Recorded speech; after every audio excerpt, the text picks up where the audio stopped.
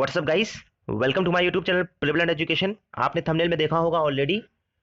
ये वीडियो बहुत important video है उन कैंडिडेट्स के लिए जो अपकमिंग वैकेंसी एआरओ का इंतजार कर रहे हैं, इलाहाबाद हाईकोर्ट एआरओ की वैकेंसी को जो इंतजार कर रहे हैं। आपको कुछ बातें जानना बहुत जरूरी है और जैसे कि मैं आपको ऑलरेडी बता चुका हूं, आपको बहुत सारे कैंडिडेट्स के कमेंट्स भी दिखे होंगे। जैसे आप देखिए, इनका ये एक स्टूडेंट इन्होंने कमेंट किया है, सर आपसे ज्यादा सही बात कोई नहीं बताएगा। और भी बहुत सारे कैंडिडेट हैं, sir I think you are a genuine person. बहुत सारे आपने कमेंट्स देखे होंगे, इन्होंने बताया होगा सर आपने स्ट्रेटेजी बताई थी, आपने मार्गदर्शन दिया था। ठीक है, तो मैं जो भी आपको वीडियो जो भी मैं आपको प्रोवाइड करूंगा, जो भी चीजें मैं आपको बताऊंगा वो सही ही बताऊंगा। एआरओ की तैयारी आप कर रहे हैं तो आंख मूंद के तैयारी मत कीजिए। कुछ चीजें आपको जानना बहुत जरूरी है, कुछ बातें आपको जानना बहुत जरूरी जो आपको नहीं पता है। जैसे कि आपने ऑलरेडी थंबनेल में देखा है कि बहुत सारे स्टूडेंट के मन में सवाल आता है कि आखिर इतनी ज्यादा कट ऑफ क्यों जाती है आरओ एआरओ की। बाकी सारे एग्जाम्स की तो कट ऑफ जाती नहीं है, आरओ एआरओ की कट ऑफ इतनी हाई क्यों जाती है। इंक्लूडिंग पेपर भी इतना इजी नहीं होता, पेपर भी टफ होता है, उसके बावजूद कट ऑफ क्यों इतनी हाई जाती है। ठीक है, बहुत लोगों को भरोसा नहीं होता, लोग सोचते हैं कि नेगेटिव मार्किंग नहीं है और इसलिए कट ऑफ हाई जाती है। लेकिन कुछ बातें मैं आपको इसके अलावा बताना चाहता हूं। देखिए, मैंने एक वीडियो प्रोवाइड किया था 4-5 महीने पहले। ठीक है, आप इसको यूट्यूब में सर्च करोगे इलाहाबाद हाईकोर्ट काला सच के नाम से, काला सच के नाम से, तो आपको ये वीडियो दिखेगा। ठीक है, इस वीडियो की किसी ने कंप्लेन की थी। ठीक है, इस वीडियो की किसी ने कंप्लेन की थी। अगर आपको जेन्युइन वीडियो चाहिए, अगर आपको रेगुलर वीडियोस चाहिए, इलाहाबाद हाईकोर्ट से संबंधित अपडेट अगर आपको चाहिए, गवर्नमेंट जॉब से संबंधित अगर आपको अपडेट चाहिए, तो आप हमारे चैनल को सब्सक्राइब कर सकते हैं, दोस्तों के साथ शेयर कर सकते हैं। ठीक है, क्योंकि जो भी मैं आपको वीडियो प्रोवाइड करूंगा एकदम जेन्युइन ही न्यूज़ दूंगा, फेक में न्यूज़ नहीं देता हूं। तो जो अब देखिए, यहाँ पे आइए, इस वीडियो को देखिए। इसकी लिंक मैं डिस्क्रिप्शन बॉक्स में दी हुई है, अगर आप चाहें तो आप इसको देख भी सकते हैं। इस वीडियो की किसी ने शिकायत की थी, क्योंकि मैंने इसमें बताया था कि मान लीजिए कि किसी कैंडिडेट का रिटर्न क्लियर हो गया, रिटर्न क्वालिफाई हो गया, स्टेज 1 का जिस भी कैंडिडेट का मान लीजिए रिटर्न क्वालिफाई हो गया, तो उसको टाइपिंग में फेल किया जाएगा। मैंने पहले से ही बताया था, तो कुछ लोगों ने मेरी बात नहीं मानी। ठीक है, और देखिए उनके साथ हुआ बहुत बहुत बुरा हुआ, टाइपिंग में उनको फेल किया गया।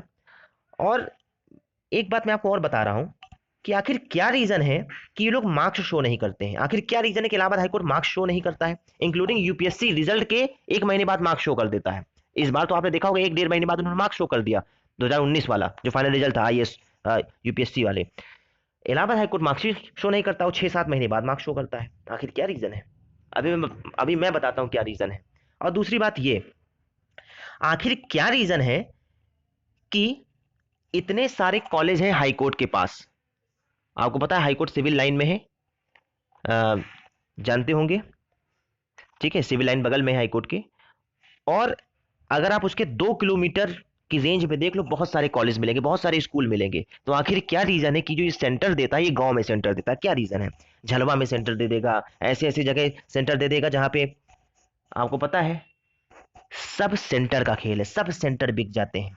मैं आपको दिखा भी रहा हूं, जिन स्टूडेंट ने झेला है वो आपको बताएंगे। ये देखिए, इस परीक्षा में खेल सारा परीक्षा केंद्र का होता है। मैंने तो बहुत बार अपील भी की है, बहुत बहुत एप्लीकेशन मैंने सेंड किए हैं गवर्नमेंट को।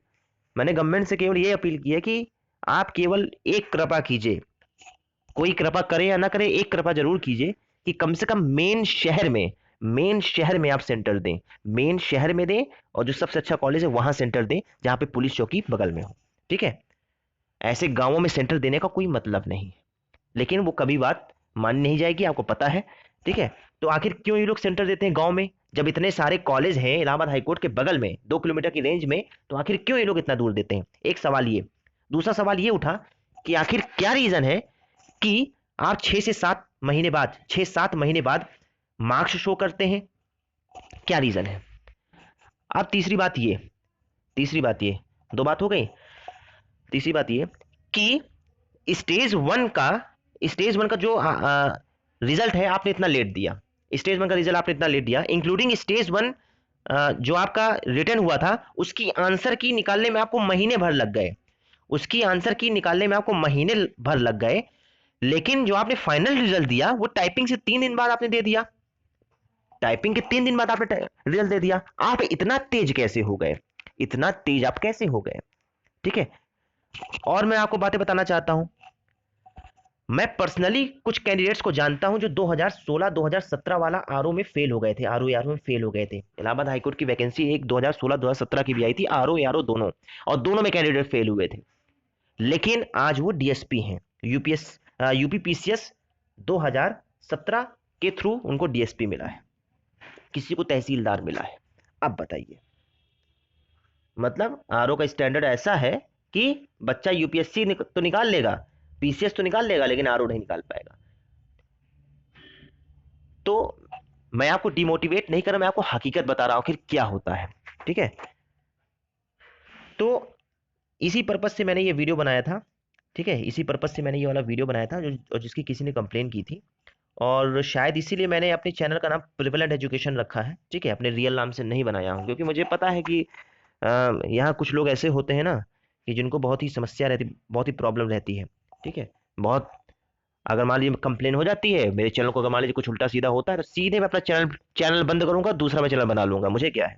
ठीक है, लेकिन आपके सामने सच जाना चाहिए। ठीक है, सच जाना चाहिए। अब एक एक रीजन तो आप समझ गए कि आखिर इसकी कट ऑफ क्यों हाई जाती है, करप्शन की वजह से। जैसे 132 वैकेंसी है, तो 132 वैकेंसी में कम से कम 25 वैकेंसी बिकती है, जिसमें से 25 वैकेंसी बिक गई। ठीक है, तो आपके पास केवल 107 वैकेंसी बची। ठीक है, और अगर इस बार एआरओ की 300 वैकेंसी आती तो 300 में से कम 40, अगर मान लीजिए और भी चल गया तो 50 वैकेंसी मान लीजिए। ठीक है, 40-50 वैकेंसी इस बार भी बिकेगी। ठीक है, जो आपकी एआरओ की वैकेंसी आएगी। ठीक है, जब वैकेंसी ज्यादा होती है तो रेशियो ज्यादा होता है, जब वैकेंसी कम होती है, जैसे मान लीजिए 20 वैकेंसी आई, इमेजिन कीजिए अगर 20 वैकेंसी तो उसमें से केवल 2 ही बिकेगी। ठीक है, नहीं तो फिर पता चल जाएगा। अगर 300 वैकेंसी तो 300 में से कम 40 तो बेच ही सकते हैं। ठीक है, क्योंकि इतना रेंज है इनके पास, ये इनका सिस्टम है। तो एक रीजन आपके सामने आया कि क्यों आंख इतनी कट ऑफ जाती है, क्योंकि करप्शन होता है, और बहुत अच्छी खासी धांधली चलती है यहाँ पे। ठीक है, मैं इनके रग रग से वाकिफ हूँ, इलाहाबाद हाईकोर्ट के मैं रग रग से वाकिफ हूँ। ठीक है, अब दूसरा रीजन मैं आपको बताता हूँ। आप ये कमेंट पढ़िए, आयुष गौड़, इनका आरओ में सिलेक्शन हुआ है, और ये यूपीएससी कैंडिडेट है। ठीक है, यूपीएससी कैंडिडेट है। तो अब मैं आपको एक रीजन बता देना चाहता हूं कि जो लोग यूपीएससी कैंडिडेट नहीं है, जो लोग पीसीएस की तैयारी नहीं करते हैं, आप लोग एक बात समझ जाइए कि आपको किससे फाइट करनी है। आपको फाइट करनी है जो सिविल का बंदा है, आपको उससे फाइट करनी है। जो सिविल सर्विसेज की तैयारी करता है उससे आपको फाइट करनी है, क्योंकि इस एग्जाम को मेजॉरिटी जो स्टूडेंट होते हैं वो यूपीएससी और पीसीएस वाले ही होते हैं जो क्रैक करते हैं। ठीक है, और इस बार तो टाइपिंग में बहुत ज़्यादा टाइम मिल गया था। ठीक है, तो यूपीएससी कैंडिडेट की जनरली टाइपिंग अच्छी नहीं होती, तो उसकी टाइपिंग भी इंप्रूव हो गई थी, क्योंकि इस बार टाइपिंग के लिए काफ़ी टाइम मिल गया था। तो अब आप समझिए कि जो नॉन यूपीएससी कैंडिडेट है, जो सिविल की तैयारी नहीं करता है, आपको क्या लेवल रखना है अपनी तैयारी का, आपको किस लेवल से तैयारी करनी है, अब आप समझ जाइए। क्योंकि इस एग्जाम को यूपीएससी वाले देते हैं, पीसीएस वाले देते हैं। और अगर आपको भरोसा नहीं तो जो मैंने प्रीवियस वीडियो, आपको रिजल्ट वाला वीडियो जो मैंने दिया था, 2-3 वीडियो आप पीछे चले जाइए, आप उसके कमेंट्स पढ़िए। जिन स्टूडेंट्स का सिलेक्शन हुआ है, आप उनको कमेंट करके पूछ लीजिए, वो आपको खुद बताएंगे कि मैं पीसीएस की तैयारी करता था, मैं यूपीएससी की तैयारी करता था, तो आपको खुद बताएंगे, उनका सिलेक्शन भी हुआ है। दूसरा रीजन ये हुआ कि इस एग्जाम को सिविल सर्विसेज वाले देते हैं, और पहला रीजन मैंने आपको बता दिया कि इस एग्जाम में धांधली होती है, और तीसरा रीजन मैं आपको बता दे रहा हूँ, इसमें इसमें नेगेटिव मार्किंग नहीं होती, इसमें नेगेटिव मार्किंग नहीं होती। ठीक है, ये चीज़ है। इसके अलावा कुछ रीजन मैं आपको बता दे रहा हूँ।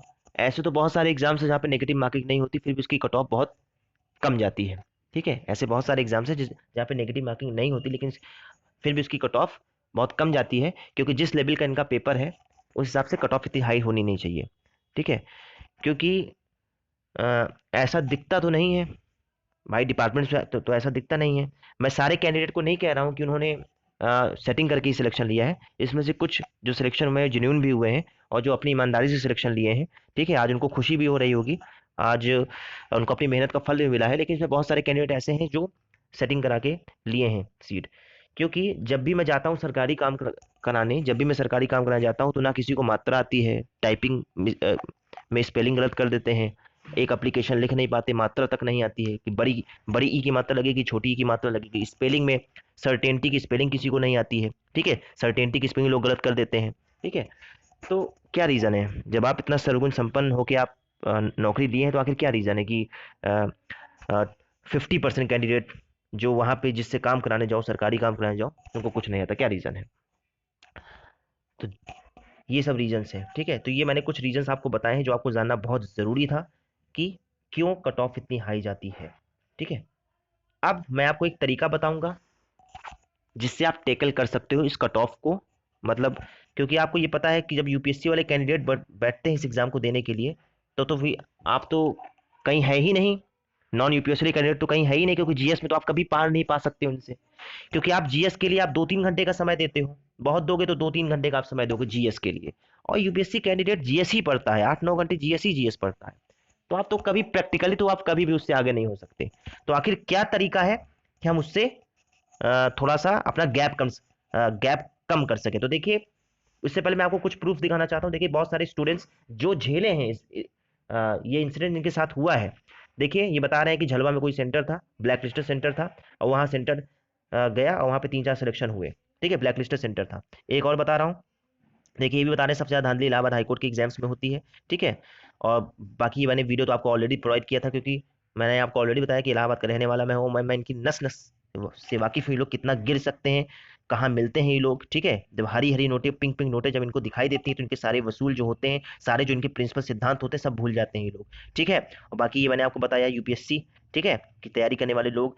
और एक बात मैं आपको और बता रहा हूँ, चूंकि बहुत सारे कैंडिडेट्स मुझसे रिक्वेस्ट करते हैं कि सर आप गाइडेंस सही देते हो, आप जेन्यून जो भी वीडियो देते हो, जेन्यून वीडियो देते हो, तो यही रीज़न है कि मैं आपको इसमें सच्चाई बताता हूँ। फिर चाहे मेरे चैनल पर खतरा हो चाहे ना हो, चाहे इस वीडियो को कोई शिकायत करे या ना करे, मुझे इससे कोई मतलब नहीं, लेकिन कुछ बातें आपको जानना बहुत ज़रूरी है, ठीक है, क्योंकि मैं दर्शक हूँ आपका, ठीक है। तो मेरी रिस्पॉन्सिबिलिटी है, मेरी जिम्मेदारी है कि आपको सही न्यूज़ मिले, ठीक है। और ये देखिए, इन्होंने भी रिक्वेस्ट की थी, और ये देखिए इन्होंने भी झेला है, तो ये भी बता रहे हैं कि सारा खेल परीक्षा केंद्र का है। और मैंने आपको बता ही दिया है कि ऐसे ऐसे सेंटर मिल जाते हैं, ऐसे ऐसे सेंटर चले जाते हैं जहाँ पे मतलब शायद बिना देखे सेंटर दे दिया जाता है, और गाँवों में सेंटर दिया जाता है।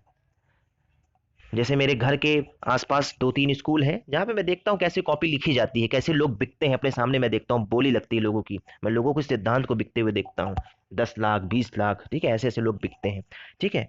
और जो सीरियस एस्पायरेंट है बेचारा, वो तो झेलता ही रहता है, ठीक है। तो देखिए, ये बात तो श्योर है, ये बात पूरी कंफर्म है कि आप यूपीएससी कैंडिडेट से जीएस में तो आगे नहीं हो सकते, जो सीरियस यूपीएससी कैंडिडेट है उससे। तो एक तरीका है जिससे आप अपना गैप थोड़ा कम कर सकते हो, सिलेक्शन ले सकते हो। देखिए, मैं आपको 4 विषय बताता हूँ। एक हो गया आपका हिंदी, एक हो गया आपका इंग्लिश, एक हो गया आपका कंप्यूटर, एक हो गया आपका यूपी स्पेशल, ठीक है।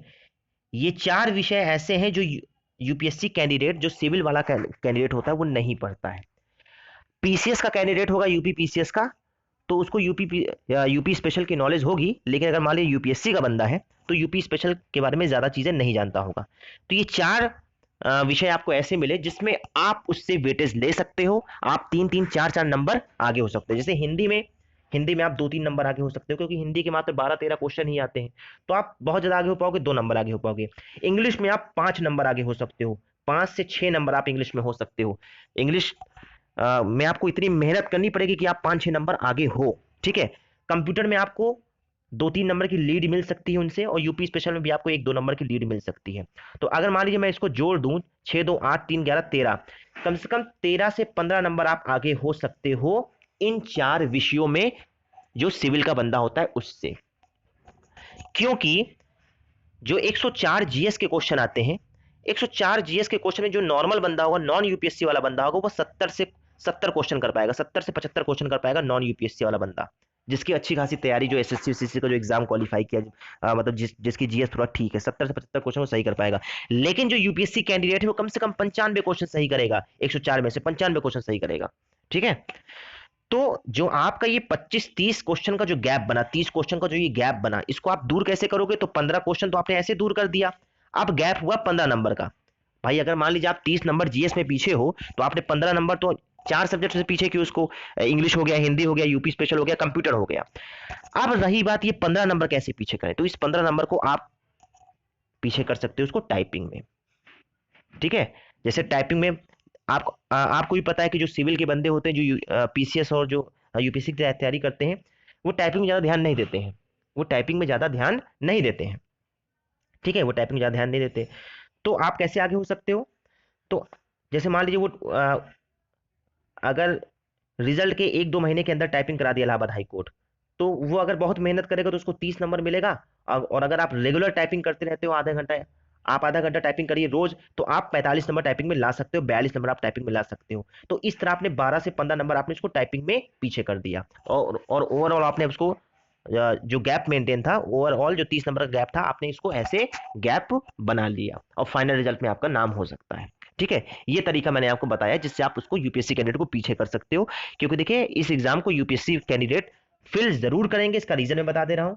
देखिए यूपीएससी का कोई भरोसा नहीं है, आईएएस एक ऐसा एग्जाम होता है जो लक का खेल है। ठीक है, इंक्लूडिंग जो ऑल इंडिया रैंक फर्स्ट जिसकी आती है वो खुद कहता है कि मुझे भी यकीन नहीं था कि मेरे मेंस में इतने अच्छे मार्क्स आ जाएंगे और मेरा रिजल्ट पे नाम होगा। ठीक है, आपने सुना होगा ये लक का खेल होता है। ऐसा नहीं कि जो यूपीएससी क्रैक करता है वो सर्वगुण संपन्न ही होता है, या जो यूपीएससी नहीं निकाल पाता उसको कुछ नहीं आता। आप भी जानते हो कि बहुत सारे ऐसे टीचर्स हैं, आप दृष्टि कोचिंग जानते हो, बहुत सारी आप कोचिंग जानते हैं, सब यूपीएससी की तैयारी करते थे, लेकिन बहुतों का यूपीएससी नहीं क्रैक हुआ तो आज कोचिंग पढ़ा रहे हैं। ठीक है, नहीं तो आज कोचिंग पढ़ाने की नौबत ना आती। तो इसका मतलब ये नहीं कि उनके पास नॉलेज नहीं है। ठीक है, लक, यूपीएससी एक ऐसा एग्जाम है, यूपीएससी और पीसीएस एक ऐसा एग्जाम है, आईएएस पीसीएस जिसमें लक काम करती है, मेहनत तो आप बहुत करते हो। ठीक है, और जिसकी स्मार्ट थिंकिंग होती है। और देखिए ये बातें हो गई, तो ये तरीका मैंने आपको बताया है कि आप थोड़ा सा गैप अपना कम कर सकते हो यूपीएससी एस्पायरेंट के कंपैरिजन। ठीक है, अब तैयारी कैसे करें? तो देखिए शॉर्टकट का शॉर्टकट नतीजा भी होता है। ठीक है, शॉर्टकट का शॉर्टकट नतीजा भी होता है। मैंने इंग्लिश की आपको ऑलरेडी बुक बता दी है। इंग्लिश की आपको किससे पढ़नी है? नीतू सिंह की आप किताब से पढ़िए, नीतू सिंह की किताब। ठीक है, केडी केडी पब्लिकेशन के नाम से नीतू सिंह की वॉल्यूम 1 किताब आती है, आप उसको पढ़िए। ठीक है, क्योंकि मैंने तो भाई उसी से पढ़ा, मेरे उसी से मार्क्स आए हैं। और जितने भी एग्जाम हुए हैं मेरा इंग्लिश 80-90%, 95% से नीचे नहीं आता इंग्लिश में। रही बात वर्ड पावर की, तो वर्ड पावर के लिए आपको करना क्या है? वर्ड पावर के लिए आपको हमारा टेलीग्राम चैनल ज्वाइन करना होगा। टेलीग्राम चैनल की लिंक डिस्क्रिप्शन बॉक्स में दी है। आपको इससे ज्यादा वर्ड पावर नहीं पढ़ना है। नीतू सिंह की आप किताब लेंगे तो उसमें वर्ड पावर दी हुई है। उसके अलावा आप ये हमसे देखेंगे, ये एडवांस की दी हुई है। ठीक है, जो भी आपके करंट वर्ड्स आ रहे हैं, जो भी एग्जाम पॉइंट ऑफ व्यू से आपके लिए रिलेवेंट है, ठीक है, वो इसमें आपको मिल जाएगी। इससे ज्यादा आपको वर्ड पावर नहीं पढ़ना होगा। ठीक है, इसके अलावा आपको मैंने हिंदी की बुक बता दी है। हिंदी की मैं आपको बता दे रहा हूँ, आदित्य पब्लिकेशन की आपको किताब लेनी है। आदित्य पब्लिकेशन की व्हाइट कलर का उसका वो होगा, जो कवर होता है। ठीक है, आदित्य पब्लिकेशन की किताब होगी। इलाहाबाद में जो बंदे रहते हैं उनको पता होगा। ठीक है, जो इलाहाबाद में नहीं रहते हैं आप पूछिएगा अपने शहर में जहां भी रहते होंगे, आदित्य पब्लिकेशन का अगर मिलना होगा मिल जाएगा। अमेजोन में नहीं मिलेगा वो। ठीक है, उसके अलावा जितनी भी किताबें हैं कोई खास नहीं है। और मान लीजिए अगर आप लेना भी चाहते हैं तो यूपी टीटी की जो तैयारी करता होगा, यूपी टेट की जो तैयारी करता होगा, उसकी आप हिंदी की बुक लीजिएगा। ठीक है, यूपी टेट की जो तैयारी करता होगा, अरिहंत की मत लीजिएगा। अरिहंत से बेकार कोई किताब नहीं है। ठीक है, अरिहंत मतलब पता नहीं अरिहंत मुझे पसंद क्यों नहीं है। अरिहंत की किताब अच्छी है नहीं, उसमें इसमें मिसप्रिंट बहुत रहता है। ठीक है, मैंने बहुत अरिहंत की किताबें पढ़ी हैं और मुझे इसका कोई फायदा नहीं हुआ। ठीक है, और ये हो गया। यूपी स्पेशल की आप कोई भी किताब लीजिए, सभी किताबों में सेम ही बातें लिखी होती हैं, जिसमें अपडेट दिया हो, मतलब जिसमें डेटा जो आपका हो वो एकदम अपडेटेड जो हो, पूरा करंट भी दिया हो जिसमें, आप वो यूपी स्पेशल की किताब लीजिएगा। ठीक है, इसके अलावा इंग्लिश मैंने बता ही दिया। कंप्यूटर के लिए मैंने आपको बता दिया लूसेंट की आप पढ़िए, बेसिक के लिए लूसेंट पढ़िए, और थोड़ा एडवांस अगर आप बनना चाहते हैं तो उसके लिए आप किरण की भी किताब पढ़ सकते हैं एडवांस पढ़ने के लिए। ठीक है, ताकि आप इसमें सेफ हो जाएंगे। तो ये मैंने 4 किताबें बता दी हैं। और रही बात जीएस के लिए, तो आप अब आपके पास टाइम ज्यादा है, 8 से 10 महीने का समय है, तो आप यूपीएससी की तैयारी जैसे करते हैं वैसे करिए। और अगर आपके पास 3 से 4 महीने, तो मैंने आपको एक शॉर्टकट बताया था कि आप स्टडी फॉर सिविल सर्विसेज के पापा वीडियो देखिए। ठीक है, आप उसको पूरा चार्ट डालिए। ठीक है, उसके अलावा आप खुद से एनसीईआरटी की सेल्फ स्टडी कीजिए। ठीक है, आपको जीएस में आपको टाइम देना पड़ेगा। जीएस में आपको 4 घंटा तो देना ही पड़ेगा, तभी कुछ ना कुछ फायदा होगा। अगर आप अभी से 4 घंटा दे रहे हैं जीएस में और 3 महीने तक अगर आप जीएस देने लगे जब तक आपका एग्जाम हो रहा है, तो कुछ ना कुछ तो फायदा होगा। सिलेबस देखिए आप पहले आर का, उसके बाद आप उस हिसाब से आप तैयारी कीजिए। बिल्कुल आपका इंप्रूवमेंट होगा, मेहनत करेंगे तो बिल्कुल होगा। और प्रैक्टिस पेपर्स लगाइए, पुराने पेपर्स लगाइए, मॉडल पेपर्स लगाइए। ठीक है, ये तरीका है। समझ में आ रहा है? आपको ऑलरेडी बताया गया है कि आपकी वैकेंसी आने वाली है। ठीक है, 1-2 महीने के अंदर आपको वैकेंसी देखने को मिलेगी। 300 प्लस वैकेंसी आने के चांसेस ऑलरेडी आपको बताया जा चुका है। आप हमारे टेलीग्राम चैनल को ज्वाइन कर लीजिएगा, लिंक डिस्क्रिप्शन बॉक्स में दी है। इसके अलावा यूट्यूब चैनल भी आप हमारा सब्सक्राइब करिए। और बेल आइकन को प्रेस भी कर सकते हैं अगर आपको नोटिफिकेशन चाहिए तो, और अपने दोस्तों के साथ शेयर भी कर सकते हैं। बाकी बहुत सारे यूट्यूब चैनल हैं, आप आज़ाद हैं, डेमोक्रेसी का आप पालन कर सकते हैं। इस वीडियो में इतना ही। जय हिंद।